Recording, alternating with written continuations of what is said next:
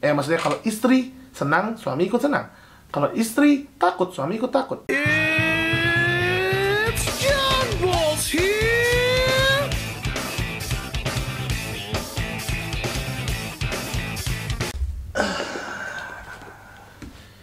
Ya. Oke, baca buku lagi, udah lama. Maaf banget semuanya. Tapi yang pertama yang kalian harus tahu, untuk pengingat aja buat semua teman-teman sanguin luar sana, bersyukur aja jadi sanguin. Karena walaupun kalian lagi hancur dan sesedih apapun, kalian tetap bisa tersenyum. Jadi, how's it going, Francis? John Balls here, balik lagi ke waktu belajar John Balls. Sorry banget udah bikin nunggu beberapa hari. Padahal gue niatnya mau sehari sekali ngepost tentang cerita Watak. Dan hari ini kita akan dengar cerita tentang ujian simeologi dari Han. Ujian simeologi, kok pas banget ya. Gue lagi ada sedikit goncangan dengan melogi.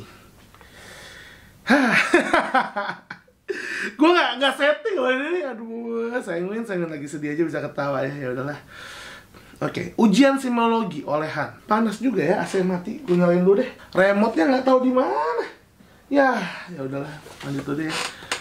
Aku sudah yatim piatu sejak kuliah. Hidupku hanya untuk bekerja memenuhi kebutuhanku dan adikku, sehingga aku lupa akan jodohku. Ini agak berat ceritanya ya. Gue pengennya cerita yang lucu-lucu lagi kayak gini. Suatu ketika aku dikenalkan seorang pria oleh teman kakakku. Tapi pria itu ada di Kalimantan, sedangkan aku di Tegal. Awalnya aku menolak perjodohan ini, tapi karena pamannya memohon sambil menangis, aku sangat terenyuh sehingga aku pun menerimanya. Dari cara dia cerita aja gue udah tahu ya, confirm dia melankolis plekmatis. Karena melankolisnya lah setidaknya, karena ceritanya beralur ya. Jadi nggak langsung kayak, hai namaku ini ya. Saat itu umurku sudah cukup untuk menikah. Kenal lewat telepon, terus ketemu 3 kali langsung nikah. Wow. Setelah menikah segala sifat dan wataknya terlihat jelas. Betapa kagetnya aku. Ya jangan kaget ya kalau misalnya kalian baru pacaran awal-awal tuh emang indah ya. Tapi ntar kalau udah nikah biasanya nggak seindah itu. Makanya gue takut juga gue nikah kalau gue nyakitin orang. Terkadang aku berpikir apa aku salah pilih. Pernikahanku tidak semudah dan seindah bayanganku. Long distance marriage selama 6 tahun membuat rumah tanggaku penuh dengan masalah. Kami tidak saling memahami dan ego tinggi, akibatnya terjadi keributan terus-menerus. Hampir setiap malam aku menangis meratapi nasib rumah tangga yang kacau ini. Dia yang orientasi kerja dan uang, setiap kali dia pulang masih berkutat dengan laptop dan handphone. Padahal orang melankolis butuh quality time ya. Apalagi dia ada pragmatis ya, butuh dipeluk-peluk. Kesabaranku sedang diuji. Sekarang kami sudah tinggal satu rumah. Oke, udah nggak long distance marriage ya. Usia pernikahanku sudah 11 tahun, tapi seperti tidak ada ikatan batin. Tugasku semakin banyak, mengurus anak-anak dan suami. Aku tidak izinkan memakai ART. Akibatnya membuat aku stres. Aku tidak diizinkan memakai ART. Jadi dia nggak dibolehin pakai ART, makanya dia jadi tambah stres, marah, capek, dan mudah sakit.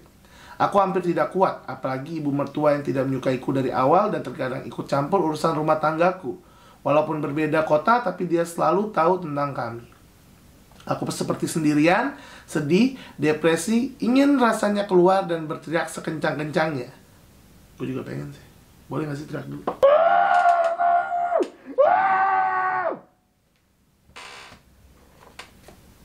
Ya, makasih untuk idenya. Agak enakan. Aku seperti patung hidup. Suamiku pendiam kalau di rumah, tapi ketika sudah bertemu dengan orang lain, dia bisa bercerita dengan tertawa. Apalagi kalau sudah asyik dengan handphone, dia bisa tersenyum. Membuat aku ingin membanting handphone itu. Wah, ini ngeri juga nih HP gue dibanting kalau nikah ya. 5 juta. Dia pun tidak dekat dengan anak-anak. Aku sedih, marah, kecewa, dan hanya bisa sabar serta mengelus dada. Suatu ketika pernah aku mulai bercerita dulu dengan cerita yang lucu. Tapi dia diam saja dengan senyum kecut, sedangkan aku tertawa sendiri seperti orang gila. Tapi gimana ya? Tergantung orangnya. Artinya nih suami juga mungkin gak sayang sama istrinya. Kepaksa nikah. Kayaknya kalau nikah kepaksa agak susah sih. Ketika aku sakit dia cuek. Aku berharap dia bertanya aku sakit apa, maukah ke dokter, butuh obat apa. Itu cuma halu. Gila. Jadi makin galau gue juga ya. Salah nih. Pas lagi sedih baca yang sedih gini. Oke Han, I feel you Han. Aku hanya bisa menangis. Apakah aku hanya dibutuhkan saat sehat saja? Dituntut kewajiban tanpa aku mendapatkan hak. Ketika ibunya memfitnah aku, dia lebih percaya pada ibunya. Aku lelah, sungguh lelah. It's sad, so sad. It's a sad, sad situation. Seperti tidak ada tenaga. Ketika bertengkar dia bisa mendiamkan aku berminggu-minggu. Kole Melo kayaknya ya, suaminya, atau Melo Kole. Dia bilang aku seperti kaca yang mudah retak. Sampai suatu ketika aku mendaftarkan gugatan. Tiba-tiba hatiku lemah kala melihat mata mungil anak-anakku. Bagaimana mereka hidup tanpa ayahnya. Setiap malam aku bersimpuh sujud mengadukan apa yang kurasakan ini. Ya benar. Ya Allah yang maha pengasih lagi maha penyayang. Ya Rahman ya Rahim. Tolonglah hambamu ini. Kalau galau, sholat. Kalau galau, sholat. Suatu hari aku tidak sengaja membuka Instagram. Sekilas ada nasihat mengenai rumah tangga. Aku penasaran siapakah dia. Namanya Ibu Dr. Aisyah Dahlan. Aku mulai membuka setiap postingannya dan ada pendaftaran kelas PGS, Personality Group Sharing. Apa itu? Aku semakin penasaran dan mendaftarkan diri dalam grup itu. Saat itu aku belum tahu watak aku apa. Kemudian ada keterangan di postingannya dan bismillah aku ikut grup watak melogi, melankolis, plekmatis. Karena aku melihat diri aku seorang yang pemikir, mudah tersentuh, dan lama memutuskan suatu karena banyak pertimbangan. Ternyata dalam satu grup itu pesertanya dari seluruh Indonesia. Ya, itu seru banget sih PGS. Mungkin bisa kok diulang lagi. Kami saling berbagi, sharing, merasa senasib, sepenanggungan. Zoom pertama dan kedua sungguh membuat perubahan yang luar biasa. Aku diajarkan ijab qabul watak setelah selesai sholat. Aku mulai belajar mengatasi kekuranganku seperti yang diajarkan Bu Aisyah. Apalagi Bu Aisyah membantu langsung dengan menjawab pertanyaan di grup. Kemudian aku mendaftarkan juga watak suamiku. Aku melihat ciri-cirinya sama dengan watak Kolemo. Ya. Spot on lah, Nan. You're so good at this. Nggak selalu sih. Dari sedih jadi sombong ya. Jadi level emosi gue udah naik. Masya Allah, satu persatu aku pelajari, memahami, dan menerima watak tersebut. Itulah nasihat Bu Aisyah. Dan satu lagi, Bu Aisyah mengajarkan juga untuk mengirim surat Al-Fatihah kepada kolbu suami sambil membayangkan wajahnya. Setiap sholat aku praktekkan dan perubahan pun terjadi dalam rumah tanggaku. Alhamdulillah sekarang aku merasakan suamiku semakin baik sikapnya kepadaku dan anak-anakku. Ya, kirimin Al-Fatihah ke orang yang kalian lagi galauin. Ayo kita kirim Al-Fatihah.